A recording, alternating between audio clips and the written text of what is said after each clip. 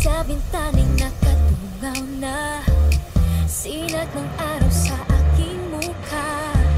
Sa dagat ay nais magpunta, magtampisaw kasama ang barkada. Magdadrive hanggang sa mabago, hahabulin ang araw ka sa pagbago. Okay. Grabe, uy. Ganda ng bahay ah. Okay lang ba din sa amo ng parents mo na sinama mo kami dito? Sa amo? Okay na okay sa amo yan. Naku, Mr. Sean! Kanina pa ka namin hinihintay. Ang Fernando? Correction! Fern, not Fernando. Ikaw ba naman? Ano ka ba naman, anak? Nahuli na pala ako sa balita. Oh, ay, ang gaganda na. Diyos ko pa! Kung ito nakikita ko, alam mo, anak, nakikita ko yung sarili ko sa'yo. Ganyan ako nung kabataan ko. Ganyan ang hugis ng mukha ko at ganyan ang hugis ko. Ay, sorry guys, si Fern pala, head butler dito sa rest house namin ni Papa. Hello. Hi, kumusta? Oh, kumain na kayo. Oh, wait. Head butler ninyo? Rest house nyo? Oo! Ay, hindi ka naniniwala, bahay niya to. Diyos ko, ang laki-laki ng bahay nila. Saka bata pa lang to, sa akin na lumaki. Bakit nangyari yun? Pare, alam naming mahilig ka mag-joke. Pero pare, ibang klaseng prank na to, ibang level na to eh. Bang Fern, siguro sabot ka ni Sean, no? Ako, tandang ko to, magsisinungaling ako. Relax. Ang galing. In character, ha? Asan na yung mga camera? Anong camera? Oo nga. Pare, alam mo naman yan. Sabi, napakahirap na talaga magpakatotoo ngayon, no? Yan, bahay ko yan. Bahay ko rin yan. Maniniwala na ba ako talaga? Bahay nila talaga to. Maniniwala na ako. Sean! Pa.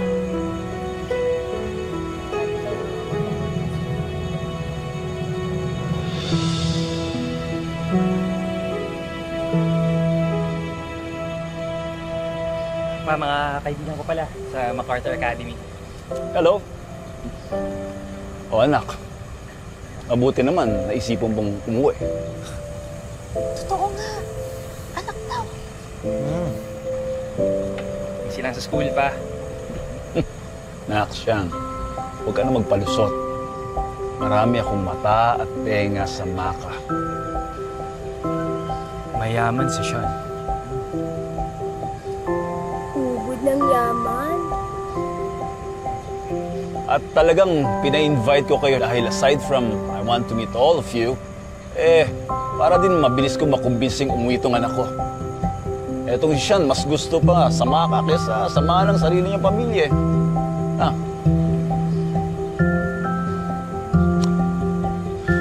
Bird, dalhin mo na sila sa mga kwarto nila. Kids, feel at home.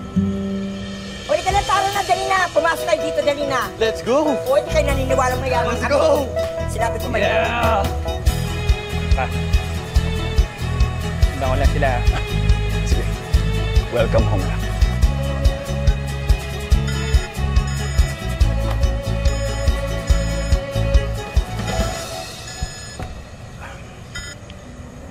Hello, Iha. Finally, na-convince ko na si Sean na umuwi. Pwede ka na pumunta dito. Excited na ako magkita kayo.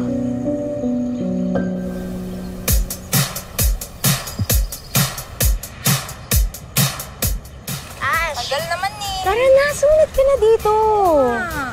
Hindi pa ako ready na makita si Marco. Ay naku, wala naman ito si Marco eh.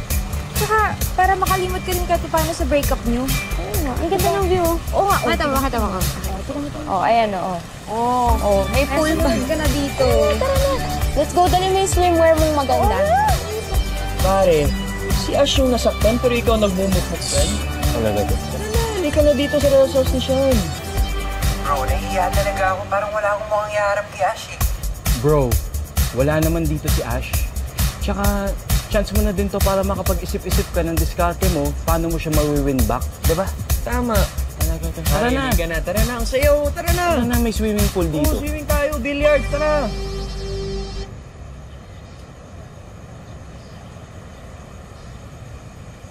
Kala ko ba mag-best friend tayo?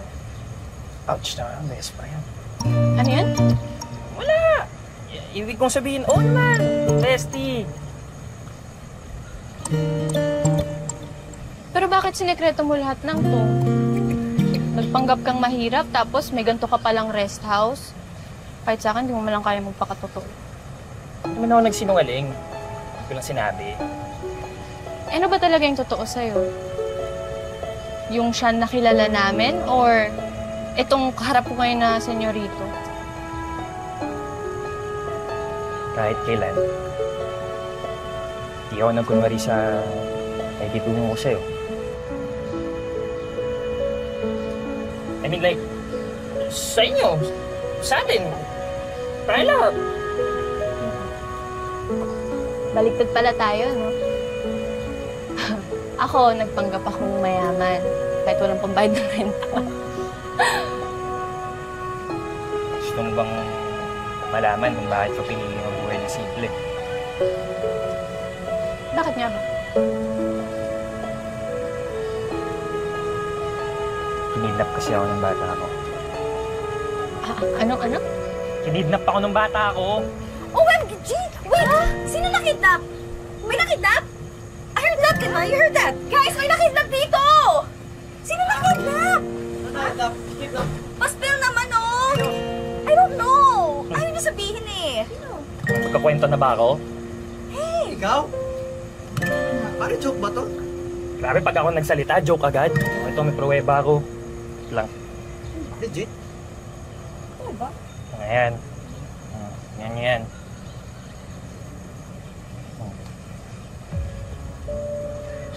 Binayaran naman ni Dad yung ransom sa kidnappers, kaso ayun, nagkaengkwentro sa pulis. Naipit kami sa gitna ng putukan. Tapos, tinamaan si Papa ng baril. Magmula nun, hindi na siya makalakad ng maayos. Sinisisi ko yung sarili ko na napilay siya. So, nung lumaki ako, sinabi ko sa dad ko na ayoko na ng ganito. Gusto ko ng normal na buhay. So, yun, pinadala niya ako sa Maka, sa yung kasambahay namin. Tapos nag-working student ako. Kasi gusto ko makilala kung sino ako nang nakakilala sa akin. Wala, pera. Kasi yung perang yan, trauma lang yung dinulot sa akin eh. Napahamak lang ako ng perang yan.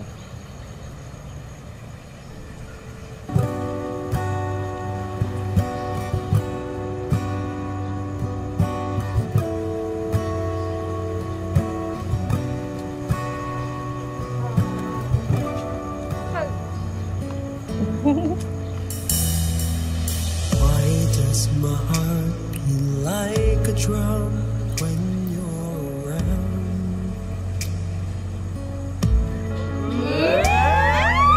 Everything suddenly turned and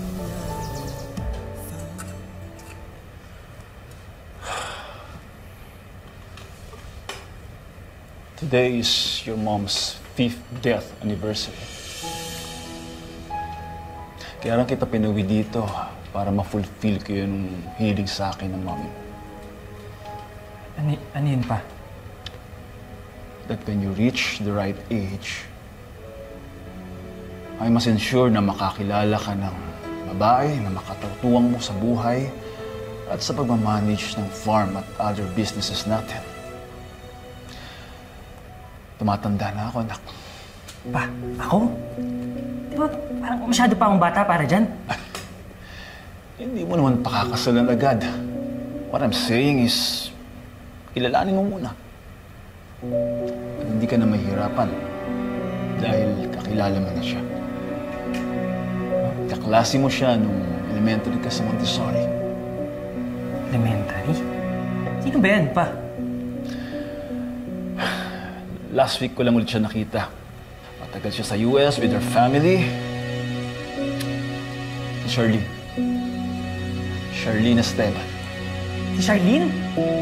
Yung laging nang-aaway sa akin ng elementary. Pa, sinaksak ako ng lapis doon sa likod. Mas matun pa sa akin yun, ayoko doon. Hi, Tito!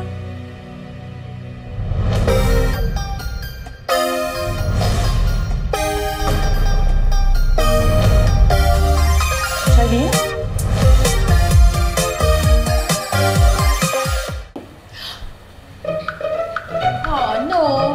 thank you. Charlene? Ah, Charlene.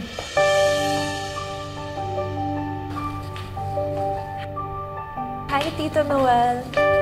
Hello, Charlene? Oh, ba't parang nakakita ka ng multo, Sean? Dad, paano? Si Charlene na magiging Reyna Imperatriz sa Santa Cruzan. At ikaw, Sean, ang magiging escort niya. Dad, paano yung... Sean, be a gentleman. Remember your mom's wish. Charlene, ikaw nang bahala kay Sean. Meron akong kailangang puntang business sa Manila. Okay, baka Santa Cruzan na ang balik ko.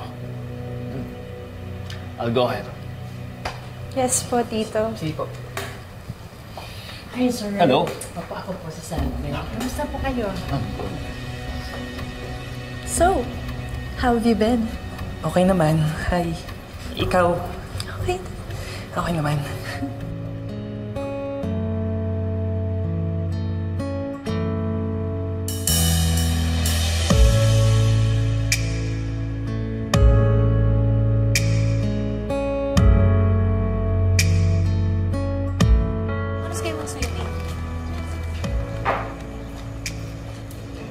What happened? Okay ka lang, Shanti? Oo, okay lang ako. You want? Sure. Kahit ka.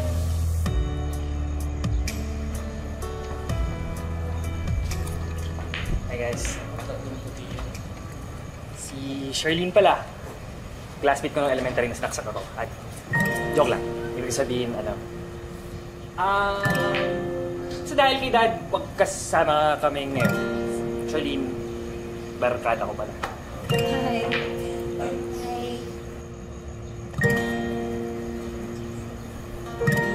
Hi mga ka-Ashley! Surprise hobby dito sa mansyon ng friend namin!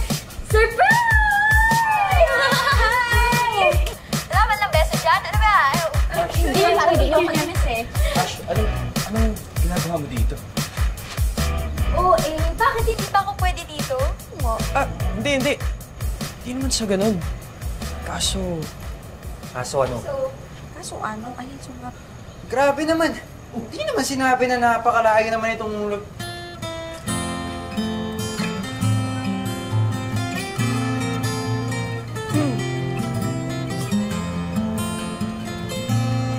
Akala ko ba hindi ko kasama? Anong ginagawa mo dito?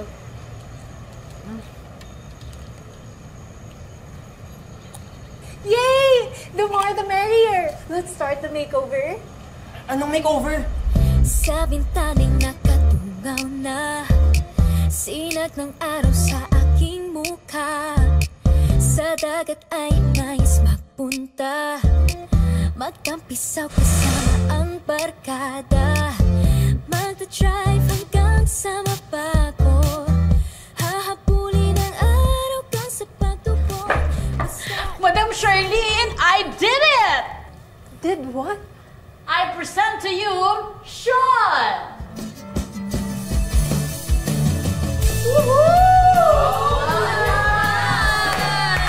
Palakpakan nga yan, Okay ba? Sorry, di ko sanay. Bakit sa'yo? Thank you. Siguro, mas bagay kung naka-push back ng konti yung hair mo.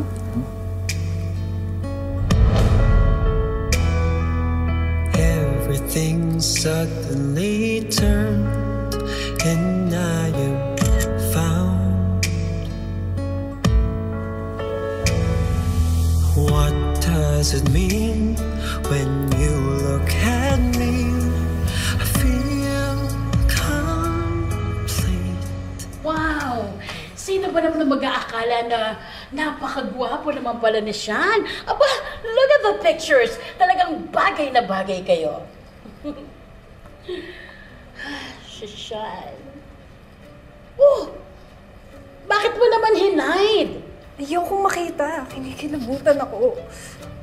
What? What do you mean? Nandidiri ako kay Sean. Hindi ko matake na kailangan ko magkunwaring gusto ko siya. Ano ba? Come on! Ano bang ginagawa natin dito?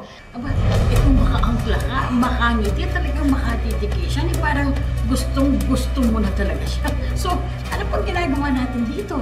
Well, I don't like him, but I love his money. At gusto ko ni Tito Noel for Sean. Nagkunwari akong sa US pa ako galing at nandun pa rin ang parents ko. Pero hindi niya alam. Naghihirap na yung family ko sa Manila. Kaya kailangan namin yung yaman nila. Ultimo pakisamahan ko si Sean para maihahon kami sa hirap. Okay. Now I catch it. Kaya ba tayo ang datingan na talagang yaman-yamanin? Oh, you are a manga. Huh? Manggagamit! You're so true. Saka manggagamit, okay? Kung yan lang ang paraan para makuha ko lahat, why not?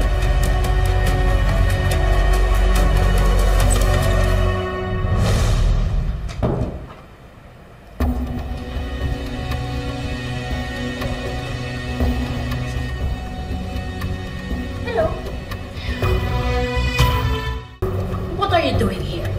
Ang ginagawa mo dito, nakikinig ka sa usapan natin ni Saven. Ha? What? Hindi. Wala ko narinig ah. Paglabas ko lang ng room, ayan, nakatayo kayo dyan, tapos pumunta ko dito. Why can't we just all get along? Let's be friends. Ha! Friends? Madami na akong friends. Nagbabawas na nga ako eh. And I feel like di ka belong sa circle ko.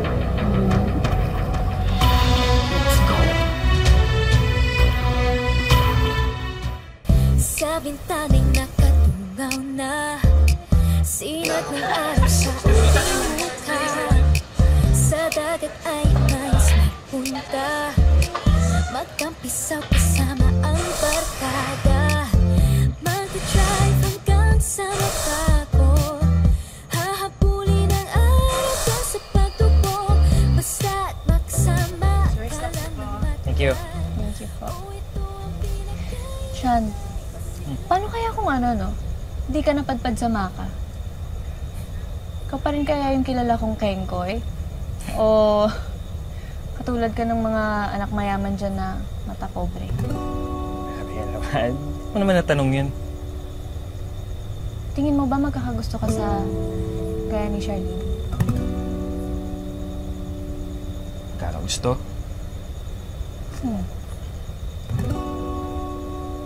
Siguro. Wala pa naman nung nakikita sa kanya na hindi ko dapat magustuhan.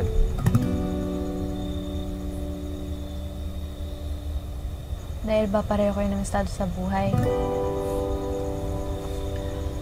Tinitingnan mo kung mayaman na mahirap yung tao. Alam mo yun. Ayaw ko lang kapag ginagamit ako kasi dahil sa kung ano meron ako. Can't stop thinking of ways to hold your hand.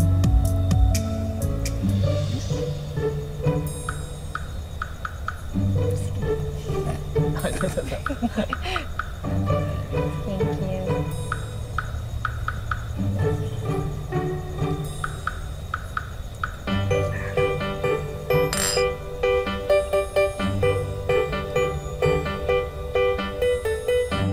Ayoko na, Nay. Ang usapan natin, si Sean lang yung titiisin ko dito. Kasama niya pala yung isang batalyon yung jolog sa mga kaibigan. Binubwisit pa ako nung isa. Please, ibang mayaman na lang yung targetin natin. Sige, Nay. Isang araw pa. Ang sabi naman sa akin ni Tito Noel, pag nagustuhan ako ni Sean, ipapasok niya ako sa business nila. Tsaka ko na sila nanakawan pag buo na yung tiwala nila sa akin. Mukha namang patay na sa akin yung si Sean.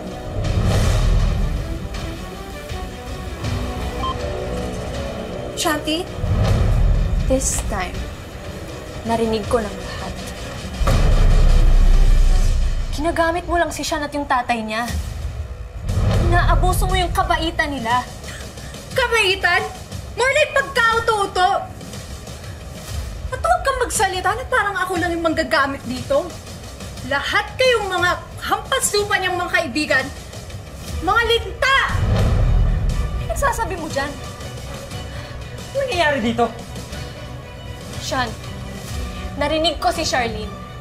Ginagamit ka lang niya para makuha yung loob ng tatay mo. Para makapasok siya sa negosyo niyo. Ano? Sean, pag nangyari yun, peperahan ka lang niya. Pera lang ang habol niya sa'yo, Sean. Sean, alam ko kung bakit ako sinisiraan ni Shanti. Kasi may gusto siya sa'yo. Ha? At alam niya kung paano tayo guguluhin. Alam niya yung trauma mo about sa kidnapping sa'yo before nung bata ka, di ba? At nagalit ka sa mga taong pera lang yung habol sa'yo. Kaya yun yung ginagamit yung bala against me now. Shanti, pinakasamahan ko kayo ng maayos. Lalo na ikaw. Bakit mo ko binabaliktad? Aminin mo na, Shanti. Ikaw yung totoong mahirap, kaya ikaw yung may habol sa yaman ni Sean. Hoy, hindi totoo yan. Manggagamit ka na nga. Sinungaling ka pa? Sinungaling? Hindi ako sinungaling! Ano ka ba? Bakit ba? Tama na yan! Oh my gosh! Stop hurting my friend! Apa! Tama na yan! Lumayo Ano ba? Ba't di nyo kaya maging masaya para sa akin, ha? Finally, may nakita ang babae na nag-interest sa akin.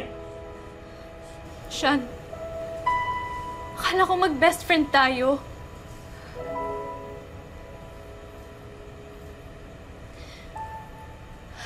Pero baka hindi mo talaga ako ganun kakilala. Para hindi ako paniwalaan. Shanti.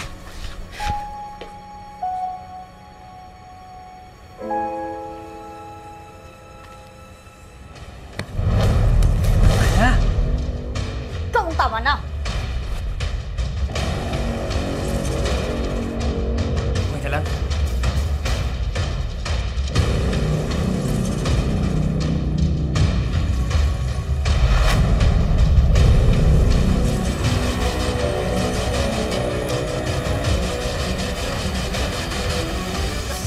Ganda mo. Grabe.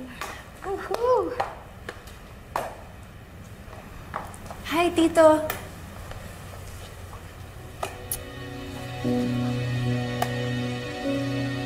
As promised, super okay po kami ni Sean. Sobrang magkasundo po kami. Lalo na siguro pag kami na yung nag-handle ng family business at pinagkatiwalaan niyo na po ako ng posisyon sa company. Wala kang lugar sa business ko. Wala ka ring lugar sa pamilya ko. What do you mean po, Tito?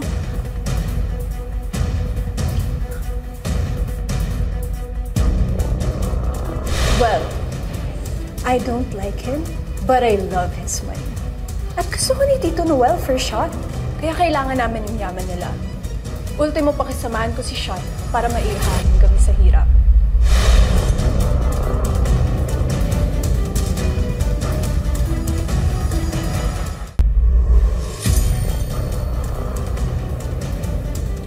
Habang may natitir pa akong pasensya, you get out of my property.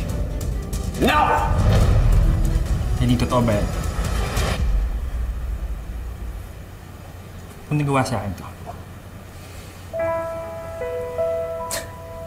Mayaman ka lang kaya madaming lumalapit sa'yo. Diyan ka nagkakamali. Iya. Hindi lahat ng tao katulad mo. Minahal si Sean ng mga kaibigan niya kahit hindi nila alam na mayaman siya. Now, leave.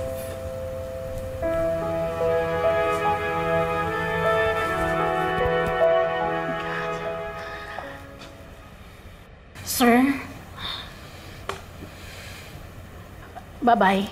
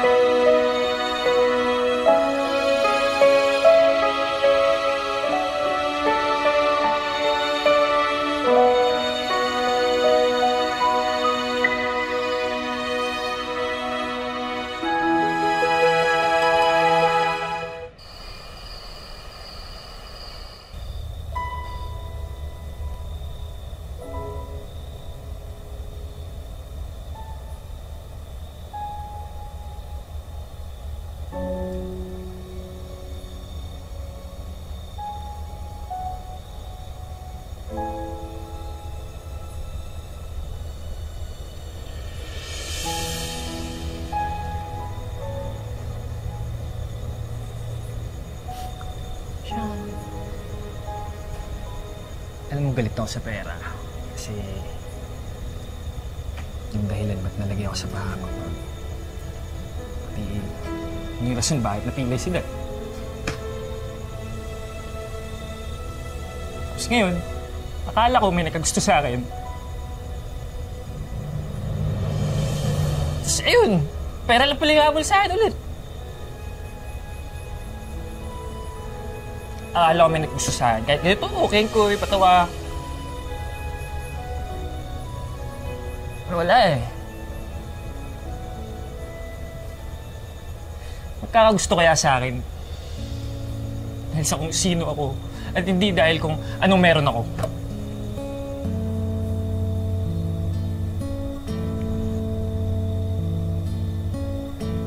Ako? Why does my heart beat like a drum? Gusto na kita. Kahit nung nakakatawa ka lang. Bilang kaibigan. Bilang kaibigan.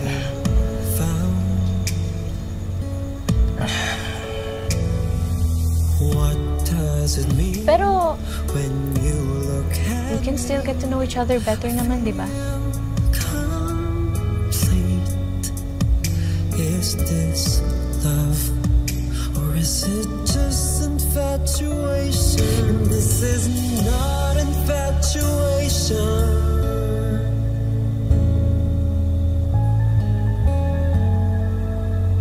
Or is it just infatuation? Ano ba nangyayari? Bakit hindi pa rin tayo umalis?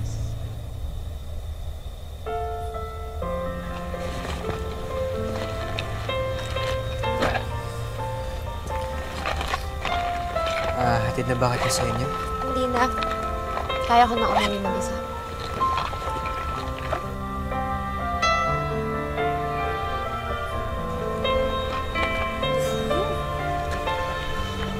Oh, basta.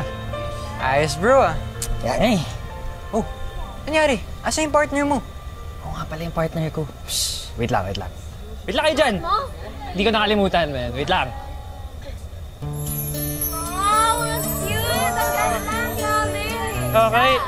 Okay. Ayan yung partner ko, pare. Ang cute nyo. Sobrang bagay. Bagay kayo. Bagay na lang. Pero mamaya natin pag-usapan pagkatapos ng prosesyon, okay? Okay ba? Dali na? Yes. Tara. Wait! Wait!